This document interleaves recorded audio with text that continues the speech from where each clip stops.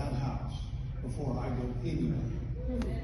And they made sure that that food got there, and that just shows you his character. Also, he taught me to drive in Dry Lake Elsinore, part of Dry Lake Elsinore. And I was about probably 12 or 13, and he basically said, "Hey, you want to drive the Willies?" And I said, "Sure." Because you know how to drive a stick? I wasn't going to say no. I just said, "Sure." So I jumped in the front seat, and I saw him moving that stick around, and I jumped in there and got behind the steering wheel, put the gas down, and jammed it into first without the clutch. And long and short, he goes, "Whoa, whoa, whoa, whoa, whoa, hey, no, you got to put the clutch in." And I go, "What's a clutch?" So anyhow, that was just a fun time for me. Let's see here. Another fun memory is we would come out for the summers and spend time with our brothers. And one time we were up in the attic, and it wasn't me that fell to the ceiling of the house.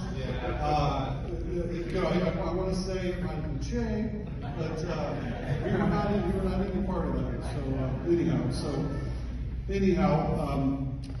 I'm going to talk about his life. He basically had 3 families. Basically, I should really say he had 4 families with the GrandFathers Motorcycle Club. Yeah. No ifs, ands, or buts, because you were family to him without question. Dad was born August 3rd, 1939 in Philadelphia, Pennsylvania. Dad lived and went to school in Boston, Massachusetts. I can't say that word. In that area, until about 10 years old. He was raised by my grandmother, Grandma Jean, and she wanted her son to be mentored by men because she was a single mother. So she sent him to a boarding school where they taught him proper etiquette and how to stand up for himself. The school had a boxing ring, and in a short time, guess what? Dad became the top boxer in the class.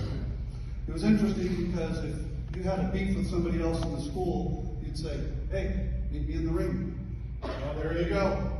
So, needless to say, there wasn't too many people that would challenge him and say, "Let's go to the ring." This was a little bit, let me back up. So, my Grandma Jean and Sam moved to Southgate from Pennsylvania, and this is sometime in the 50s. And this was quite a bit of a culture shock from moving from there out to the West Coast.